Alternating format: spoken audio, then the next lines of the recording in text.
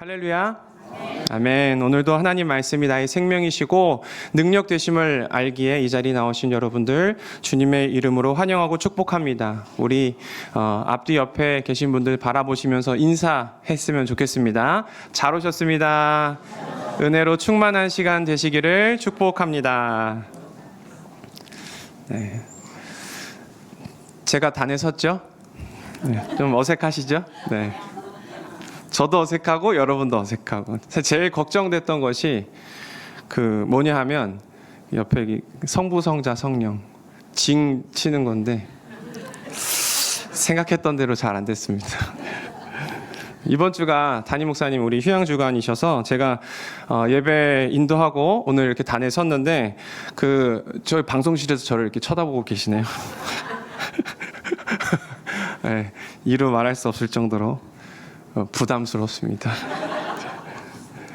네, 그러나 주님 말씀을 대언하는 그런 전달자로 제가 이 자리를 섰으니 또 두렵고 떨리는 그 마음 가지고 담대하게 주님의 말씀 함께 나누겠습니다.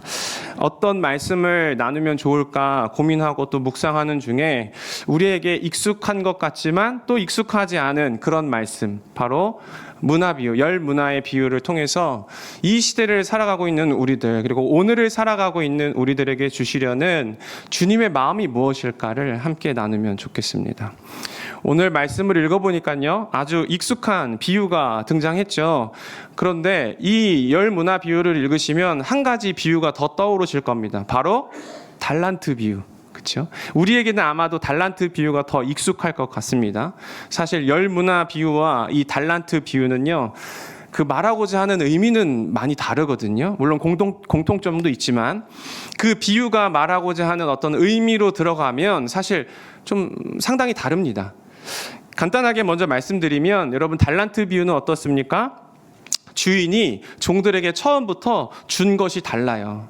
5달란트 주고 2달란트 주고 1달란트를 줍니다. 그러니까 달란트를 주긴 주는데 재능에 따라서 누구에게는 5달란트 주고 누구에게는 2달란트 주고 누구에게는 1달란트를 주는 겁니다. 그 사람이 가지고 있는 재능에 따라서. 그런데 결론은 같아요. 결론은 모두 다 착하고 충성된 종아, 네가 적은 일에 충성하였음에 많은 것을 내게 맡기리니 내 주인의 즐거움에 참여할지어다 라고 하면서 5달란트를 줬을 때 5달란트를 더 남긴 종이나 2달란트를 줬을 때 2달란트를 더 남긴 종이나 동일한 칭찬과 동일한 축복의 말씀을 듣는 겁니다. 똑같아요. 그런데 오늘 우리들이 함께 나눈 이 문화 비유는 조금 다르죠. 처음은 똑같이 줘요. 10사람을 불러서 한 문화씩 똑같이 나눠주는 겁니다. 그런데 결말이 달라요. 결론이. 많이 남긴 이에게는 그가 열심히 해서 남긴 만큼의 축복을 더해주는 거죠.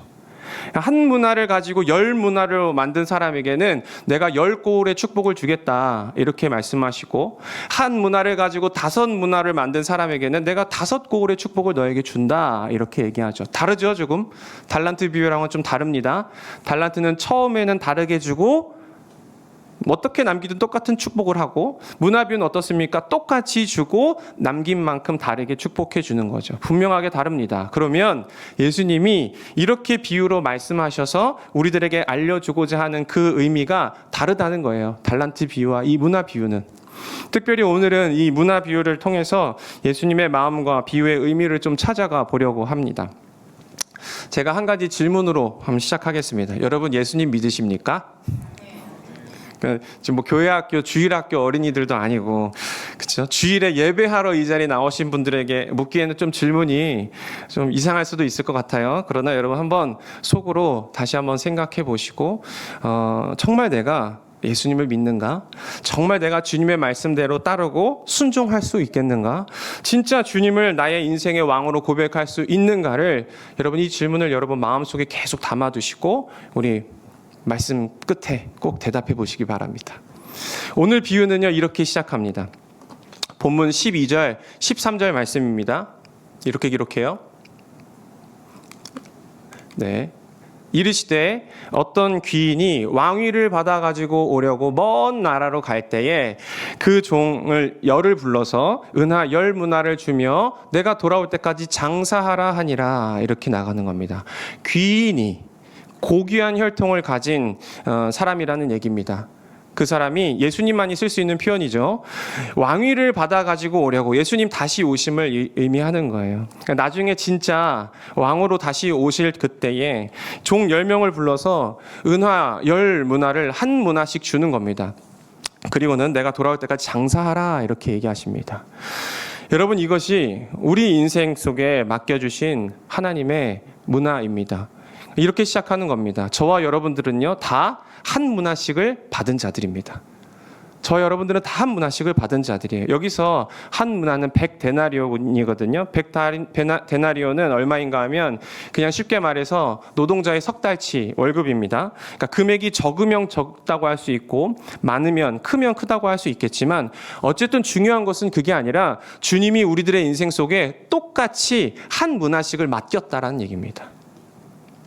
주님 다시 오실 때까지 이 땅을 살아가는 우리에게 맡겨진 것이 있다라는 얘기예요. 그런데 그 맡겨진 것으로 내가 돌아올 때까지 뭐 하라고 말씀하세요? 장사하라라고 말씀하셨어요. 그 맡겨진 것을 가지고 잘 간수해라가 아니라, 그 맡겨진 것을 잘 보관해라가 아니라, 그것을 통해서 장사해라. 나에게 맡겨진 한 문화를 가지고 뭔가 일하기를 원하시는 주님의 마음이 있다라는 것을 여러분 먼저 알아야 됩니다. 여러분, 한 문화라고 하니까 100데나리온이라고 하니까 무조건 물질로 생각하시면 안 됩니다. 나에게 맡겨진, 각자에게 맡겨진 한 문화는 다 다른 거예요. 누구에게는 물질이 될 수도 있고, 누구에게는 그것이 뭐 건강이 될 수도 있고, 누구에게는 어떤 맡겨진 책임이 될 수도 있는 겁니다. 다 다른 겁니다. 그렇다면 여러분, 지금 이 말을 딱 들으면 어떤 느낌을 받으십니까, 여러분? 주님이 나에게 주신 이 한 문화가, 이 한 문화씩을 우리들에게 다 주셨다고 했는데 이게 뭔가를 남기기를 원하셔서 나에게 준 거라고, 이것을 장사하기를 원하셔서 나한테 준 거라고 한다면 여러분 어떤 마음이 드십니까? 막 부담스러우신가요? 아니면 막 자신 있으신가요? 어떠세요? 부담스럽죠.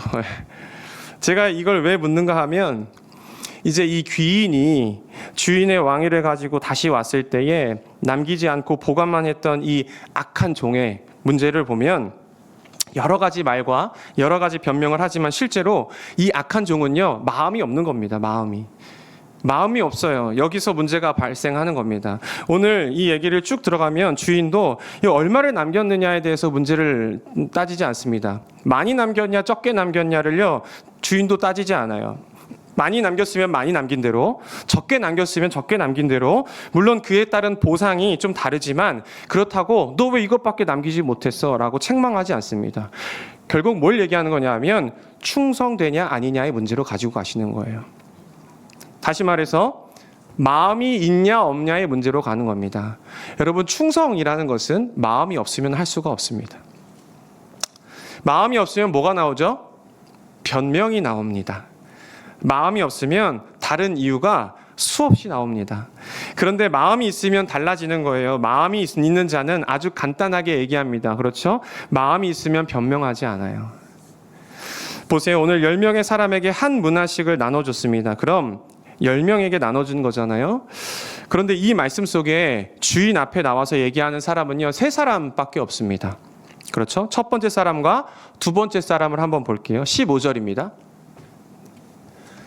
귀인이 왕위를 받아가지고 돌아와서 은화를 준 종들이 각각 어떻게 장사하였는지를 알고자 하여 그들을 부르니, 이제 왕으로 돌아왔어요. 그리고는 어떻게 장사했니? 이렇게 물었더니만 16절에 그 첫째가 나와 이르되 주인이여 당신의 한 문화로 10문화를 남겼나이다. 또 18절입니다. 그 둘째가 와서 이르되 주인이여 당신의 한 문화로 5문화를 만들었나이다. 그런데 여러분 20절엔 이렇게 써 있습니다. 또 한 사람이 와서 이르되 주인이여 보소서 당신의 한 문화가 여기 있나이다. 내가 수건으로 쌓아두었나이다. 이렇게 나가는 거예요. 재밌는 표현은 뭔가 하면 첫째가 왔고요, 둘째가 왔다라고 성경은 기록해요. 그러면 그 다음에 누가 와야 돼요? 셋째가 와야 되는데 성경은 뭐라고 표현하는가 하면 또 한 사람이 와서 이르되 이렇게 기록하는 거예요. 여기서 또 한 사람이라는 말의 정확한 의미는 다른 사람이라는 뜻입니다. 다른 사람.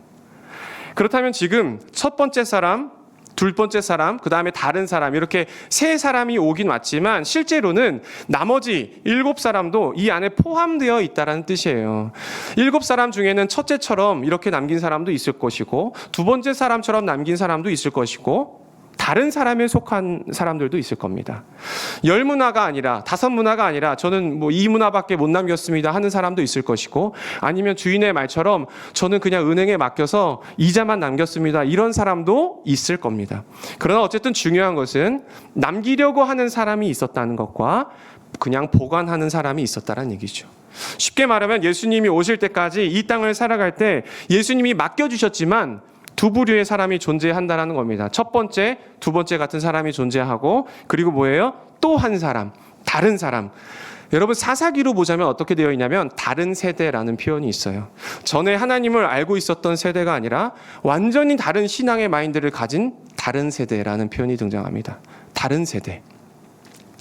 주님께서 맡긴 이 한 문화에 대해서 한 부류는 어떻게든 열심히 그 맡긴 것을 가지고 장사하려고 하는 그런 마인드를 가진 사람.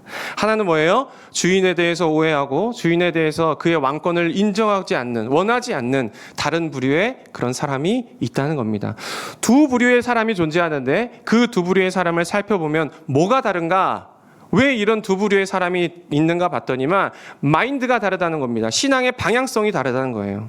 주인에 대한 생각, 맡겨진 것에 대한 생각이 다르더라.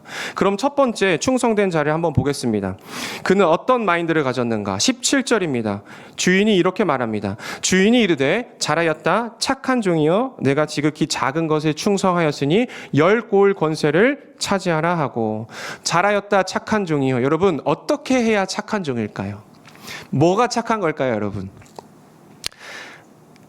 여러분, 제가 이렇게 사역을 하다 보면 많은 사람들을 만나잖아요. 근데 진짜 대하기 힘든 사람이 누군지 아십니까? 정말 대하기 힘든 사람. 마음만 착한 사람.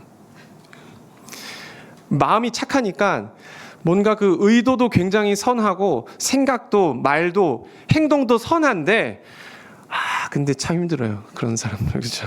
혹시 무슨 느낌인지 혹시 아시겠나요? 그러니까 뭔가 악의를 가지고 하지는 않는데 자꾸만 문제가 막 생겨요. 막 그래요. 자꾸 사고를 쳐요. 좋은 마음으로.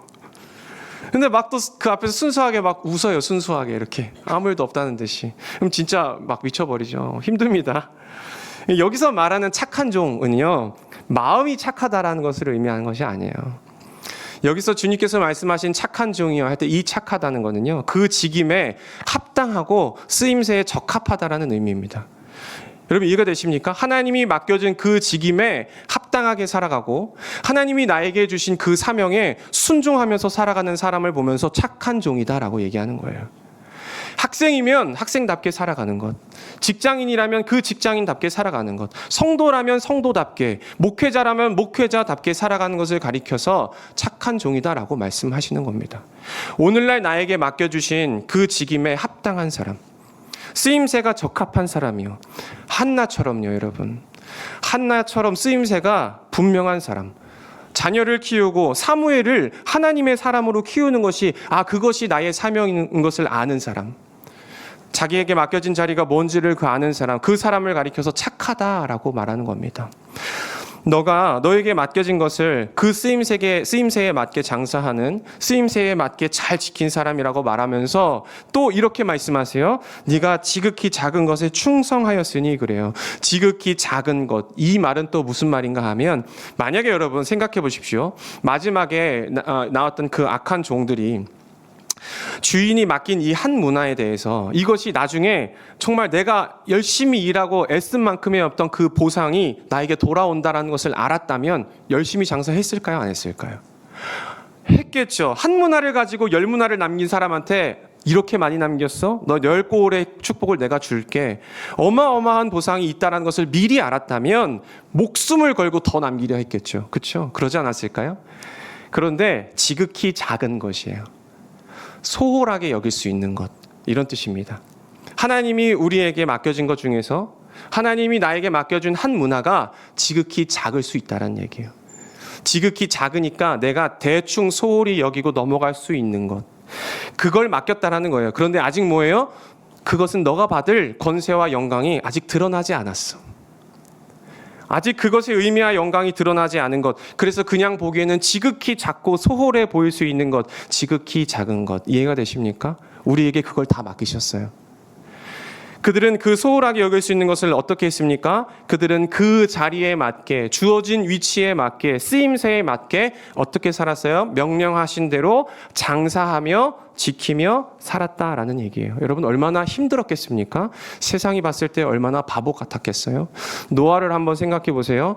홍수가 왔다는 기록이 없어요. 지금까지 비가 왔다라는 그런 이야기도 없는데 아직 위에, 하늘 위에 궁창이 존재하는데 그의 인생 막바지 끝에 가서 그 긴 시간을 그 자녀들과 같이 그 배를 만드는, 엄청나게 큰 배를 만드는, 얼마나 우스웠겠습니까? 사람들이 봤을 때 얼마나 웃겼겠어요. 그런데 하나님이 뭐라고 말씀하신지 아십니까? 나와 동행했다고 그러거든요. 나와 함께 했다라고 말씀하시거든요. 예수를 믿고 신앙생활하는 게 여러분 얼마나 어리석어 보이는지 아십니까? 세상 사람들 눈에는요 어리석어 보이는 거예요. 여기 청년들 몇몇 있죠. 여러분 청년들 고등학교 졸업하고 나서 청년이 되잖아요. 대학교를 가든 취업을 하든 주일에 교회 간다고 하면 그들이 듣는 이야기가 뭔지 아십니까? 그냥 교회 다녀가 아닙니다. 아직도 교회 다녀? 이거예요. 아직도 교회 다녀? 교회는 뭐예요? 그냥 어렸을 때 그 성경학교 때 그 선물 주고 수련회 그냥 한번 따라가고, 언니 오빠 뭐 예쁜 누나들 있으니까 따라가고, 성탄절 그런 것 때문에 그냥 선물 주니까 그런 게 갔던 것 아니야? 다 컸는데 무슨 아직도 교회야? 얼마나 이해가 안 됩니까? 세상이 볼 때. 그런데 주님이 뭐라고 말씀하세요? 너는 내가 왕위를 가지고 돌아올 것을 기대하면서 그 주어진 자리에서 그 직임과 그 쓰임새에 맞게 책임을 다하고 내가 맡긴 그것을 잘 지켜왔구나, 착하고 충성되다, 이렇게 말씀하시는 겁니다. 그런데 이 사람, 다른 사람은 뭐라고 말하는지 아십니까? 내가 수건으로 싸두었나이다, 이렇게 얘기해요. 당시에 돈을 보관하는 방법이 수건으로 싸두는 건데 이 사람이 왜 싸두었는가 하면 오늘 말씀 21절의 말씀입니다. 이는 당신이 엄한 사람인 것을 내가 무서워함이라. 당신은 두지 않은 것을 취하고 심지 않은 것을 거두나이다, 이렇게 되어 있어요. 당신은 두지 않은 것을 취한대요. 이건 뭔 말하는 거냐면 고리대금업을 얘기하는 거거든요. 그리고 심지 않은 것을 거둔다. 이건 뭐냐면 이 소작인들을 착취하는 것을 말합니다. 그러니까 지금 이 다른 사람, 마인드를 다른, 이 신앙의 방향성이 다른 이 다른 사람이 주인을 어떻게 이해했는가 하면 고리대금으로 착취하려는 사람으로 이해했어요. 그리고 소작인톡에서 수확들을 다 그냥 가져가려는 못된 사람으로 지금 이해하고 있는 겁니다. 그랬더니만 주인이 뭐라고 말해요? 주인이 이르되 악한 종아, 내가 네 말로 너를 심판하노니 너는 내가 두지 않은 것을 취하고 심지 않은 것을 거두는 엄한 사람인 줄로 알았느냐. 23절입니다. 그러면 어찌하여 내 돈을 은행에 맡기지 아니하였느냐? 그리하였으면 내가 와서 그 이자와 함께 그 돈을 찾았으리라 하고, 이렇게 얘기하는 거예요. 내가 진짜 그런 사람인 줄 알았니? 그러면 내가 그렇게 엄한 사람인 줄 알았다면, 내가 그렇게 자비 없는 사람인 줄 알았다면, 그래서 내가 돈을 날릴까 봐 그렇게 두려웠다면, 그래서 내가 그 빚을 이자를 높게 쳐서 갚으라고 할 줄 알았더라면 너가 은행에 맡겨서 이자라도 받았어야 되지 않겠니? 진짜로 무서웠다면 기본은 해야 되는 거 아니야? 이렇게 얘기하는 거예요. 그러면 이 사람이 왜 이런 마음을 가졌는가 봤더니만요, 이 사람이 갖고 있는 실제의 마음은 어떤 마음이에요? 14절입니다. 그런데 그 백성이 그를 미워하여 사자를 뒤로 보내어 이르되 우리는 이 사람이 우리의 왕됨을 원하지 아니하나이다, 이렇게 되어 있어요. 이게 이 사람의 진짜 속마음이죠. 그리고 27절 마지막 왕의 결론입니다. 그리고 내가 왕됨을 원하지 아니하던 저 원수들을 이리로 끌어다가 내 앞에서 죽이라 하였느니라. 이들의 진짜 깊은 곳에는 뭐가 있었는가 하면 예수님의 왕됨을 원하지 않았던 거예요. 그게 진짜 이들의 마음이었어요. 그래서 제가 여러분들에게 물었던 겁니다. 예수님이 우리들에게 맡긴 이 한 문화, 우리에게 맡긴 것이 있다면 여러분 어떤 마음이 드십니까? 나에게 무엇을 맡겼는지는 잘 모르겠지만, 그리고 그것이 지극히 작은 것, 지극히 보잘것없어 보일지는 모르겠지만, 그럼에도 여전히 진짜 예수님을 따라갈 마음이 있으십니까? 예수님을 따라간다라는 건 이런 뜻이에요, 여러분. 나는 내 인생의 소망과 내 인생의 주인이 예수님이 되시기를 원합니다. 이러한 마음의 고백인 겁니다.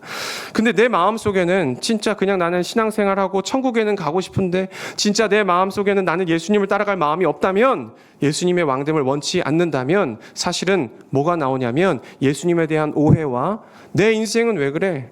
이게 나오는 겁니다. 이게 뭐야? 이런 말이 나올 수밖에 없는 거예요. 나에게 주어진 자리, 왕이 나에게 맡겨진 자리, 왕이 부탁한 자리, 그 자리에서 내가 이 다음에 왕이 다시 왔을 때 어떻게 왕 앞에 설까를 생각한다면 어려운 자리가 여러분 상급이 더 큰 자리잖아요. 힘든 자리가 더 자랑스러운 자리가 되잖아요. 여러분 전쟁을 해도 어디가 더 영광스럽습니까? 선봉대에 사는 사람들이 더 명예롭잖아요. 물론 위험도 크지만, 고난도 크지만 영광도 크잖아요. 예수님 앞에 영광을 목적으로 한다면 그 자리가 기쁨의 자리일 수밖에 없는 거죠. 그러나 그게 아니라 하나님 앞에 설 날이 아니라 내가 편한 그냥 인생, 내가 원하는 걸 산다면 왜 이런 걸로 나의 발목을 잡아? 이렇게 얘기할 수밖에 없는 겁니다. 실제 깊게 들어가면 이들의 마음속에 뭐가 있어요? 예수님이 내 삶의 주관자십니다. 예수님이 나의 왕 되십니다. 이걸 원치 않은 거죠. 사랑하는 여러분, 신앙생활은요 다른 게 아닙니다. 우리가 잘 알잖아요. 내가 원하는 거는 그렇게 하기 힘들어도 하잖아요. 내 마음에 진짜 원하는 것은 하기 싫어도 어떻게든 한단 말이에요. 내가 원하는 거는. 요즘에 은하가요. 은화. 이거 말고. 은하는 제 딸입니다. 은하. 은하가요. 초콜릿과 젤리에 눈을 떴습니다. 요즘 말 진짜 안 듣거든요. 제가 한 번 얘기해서 듣는 일이 없습니다. 오죽하면 제가 유튜브에 그 미운 내 살 훈육하는 법이고 계속 검색하고 있거든요. 그런 조은아가 요즘에 꽂힌 게 뭐냐면 킨더 초콜릿. 그 킨더 초콜릿을 제가 인질로 잡잖아요. 말을 듣습니다. 진짜 원하는 것이 있으면 그 어려운 옷 갈아입는데 한나절이거든요. 옷 갈아입기, 그 어려운 양치질하기, 그 어려운 안아줘 하지 않기, 이런 거 초콜릿을 얻기 위해서라면 하는 거예요. 왜 합니까? 마음이 있으니까 하는 거예요. 내 마음이 간절히 원하니까 그거 하는 겁니다. 여러분, 예수님이 왜 십자가 지셨습니까? 그 십자가 편해서 예수님 지셨습니까? 아니요. 예수님 될 수 있다면 그 십자가 피하게 해달라고 하셨어요. 그 잔을 피하게 해달라고 말씀하셨습니다. 피할 수 있다면 피하고 싶으셨어요. 그런데 왜 십자가 지셨습니까? 마음이 있으니까 지신 거예요. 마음이 있으니까 십자가 지셨다고요. 사랑이 있으니까 십자가 지신 거예요. 하나님과 우리가 하나 되기를 원하셨으니까, 우리의 회복을 원하셨기 때문에 기꺼이 십자가 지시는 겁니다. 주님 오실 때까지 우리들에게 맡겨진 것이 있어요. 그런데 그 맡겨진 것을 행할 때에 가장 중요한 것은 마음이에요, 여러분. 나는 진짜 예수님이 나의 왕 되시기를 원하는가? 내 인생의 주권자 되심을 정말로 원하고 있는가? 진짜로 바라고 있는가?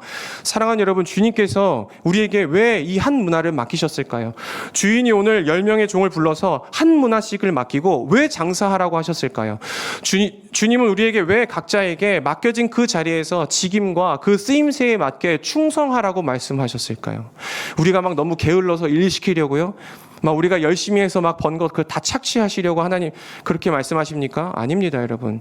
일을 시키기 위해서 말씀하신 것이 아니라, 맡긴 것이 아니라, 여러분 잘 기억하십시오. 10고을 권세를 주고 싶어서 맡기신 거예요. 5고을의 권세를 주고 싶은 것이 하나님의 마음인 겁니다. 하나님 나라 그 영광에 참여하게 하고 싶어서, 그래서 우리들에게 맡기시는 겁니다. 사실 여기서 충성된 자들은요, 이런 대가를 바라고 순종한 것이 아니었어요. 주님의 나라가 임하면 오른편에 왼편에 앉으려고 했던 사람들이 아닙니다. 이들은 하나님이 나의 왕 되심을 고백하고 그분이 맡기신 그 자리를 사모하면서 다시 왕으로 오실 때에 기쁨으로 맞이하기 위해서, 그래서 그저 나에게 맡겨주신 그 한 문화를 잘 지키고 감당하면서 살아냈던 것인데, 주인의 입장에서는 뭐예요? 왜 맡기고 갔냐면, 내가 왕으로 돌아왔을 때에 내 왕의 권세를 나만 누리는 것이 아니라 그들에게도 나눠줘서 그 10고을 권세, 그 5고을의 권세도 같이 누리며 나의 백성으로 함께 살기를 원해서, 그래서 주님께서 우리들에게 맡겨주시는 겁니다. 사랑하는 여러분, 하나님이 왕으로 오실 때에 우리 하나하나가 다 주님의 권세 안에 들어가기를 원하는 주님의 마음이에요. 저와 여러분에게 맡겨주신 그 삶의 자리에서 충성되게 그 자리를 지켜가면서 소홀히 여기지 않으면서 주님을 기대하면서 그렇게 하루하루를 살아간다면, 주님께서 우리에게 준비한 놀라운 영광이 저와 여러분들의 삶과 그 주변에 있는 모든 이에게 다 흘러갈 것입니다. 제 마지막으로 한 이야기만 하고 말씀 마치겠습니다. 저는 이 이야기가 왜 이렇게 은혜가 되고 도전이 되는지 모르겠어요. 하나님은 우리들에게 한 문화씩을 주셨잖아요. 나에게 주어진 이 한 문화가 세상이 볼 때는 참 보잘것없을 수도 있습니다. 그런데 여러분, 이 묵상을 한번 들어보십시오. 아브라함이 아들 이삭을 바칠 때에 이삭 대신에 제물이 된 그 수풀에 걸린 양, 그 양의 포커스를 맞춘 묵상이 있습니다. 아브라함도 아니고 이삭도 아니에요. 그 양 한 마리입니다. 여러분, 아브라함이 브엘세바에 살 때 모리아산 근처에 양 한 마리가 태어났습니다. 양은 자기가 왜 모리아산 근처에 태어났는지 모릅니다. 그리고 태어난 지 1년쯤 지날 무렵에 아브라함이 이삭과 함께 번제나무를 지고 모리아산으로 오릅니다. 그때 이 양도 어슬렁어슬렁 거리며 산책을 나갔습니다. 자기가 왜 산책을 나갔는지도 모른 채 올라가다가 그만 수풀에 걸리고 말았습니다. 어쩌다가 수풀에 걸렸는지도 양은 알지 못합니다. 그러고 나서 아브라함에게 붙잡혀 이삭 대신에 번제물이 되었습니다. 양은 왜 하필 자기가 죽어야 하는지도 알지 못합니다. 그런데 이 양이 바로 이삭 대신에 드려진 여호와 이레를 나타나는 그런 제물이 되었습니다. 사랑하는 여러분, 우리에게 맡겨진 한 문화가 각자에게 주어진 삶의 그 사명이 뭔가 엄청나고 거대하고 누군가에게 존경받고 많은 이들에게 박수를 받는 꼭 그런 인생이어야 될까요? 수풀에 걸린 양처럼 살면 어떠냐는 겁니다. 내가 왜 태어났는지, 내가 왜 그렇게 모리아산을 헤매고 다녔는지, 왜 하필 그때 어슬렁어슬렁 산책을 해서 왜 재수없게 수풀에 걸려서 고난을 당하는지, 또 왜 그렇게 잡혀서 죽어야 하는지 모르면 어떠냐는 거예요. 그냥 그것이 하나님이 준비하신, 하나님이 나에게 맡겨주신 삶이라면 기꺼이 주님 그것이 나에게 족합니다, 만족합니다, 이러한 고백의 묵상입니다. 도전이 되지 않으십니까? 은혜가 되지 않으세요? 내가 왜 이 땅 가운데 생명을 가지고 태어났고, 내가 왜 이런 삶을 살고, 내가 왜 이런 고난들 때문에 눈물을 흘려야 하는지 모른다 할지라도 하나님은 오늘 나의 구원을 위해서 2000년 전에 십자가 사건을 이미 준비하셨습니다. 이것이 여호와 이레인 것을. 그러니 모르면 모르는 채로 양이 되어 살아도 분명히 그 삶은 가치가 있는 삶 아니겠습니까? 여호와 이레입니다. 하나님이 준비하십니다. 각자에게 맡겨진 그 한 문화, 지극히 작은 것에 충성하고 맡겨진 직임에 합당함을 감당할 때에 하나님은 합력하여 선을 이루는 일에 저와 여러분들을, 그의 삶을 사용하실 것입니다. 사랑하는 여러분, 그렇게 착한 종으로 작은 것에 충성하며 살아가는 우리가 되시기를 주님의 이름으로 간절히 축복합니다. 기도하겠습니다. 사랑의 하나님, 세상 보기에는 큰 것을 쫓지 않는 우리가 되기 원합니다. 하나님 나라를 위해 진짜 사모한 사람들은 맡겨진 자기 자리를 지킨 사람들이었습니다. 내가 맡겨진 그 한 문화를 보면서 가치 없게 여기지 않는 우리가 되게 하여 주시옵소서. 그 지극히 작아 보이는 그것이 가장 큰 영광일 수 있다는 것을 알게 하시고, 주님 맡겨진 나의 자리를 잘 지켜내는 그런 그리스도인으로 살게 하여 주시옵소서. 감사드리며 살아계신 예수 그리스도의 이름으로 기도합니다. 아멘.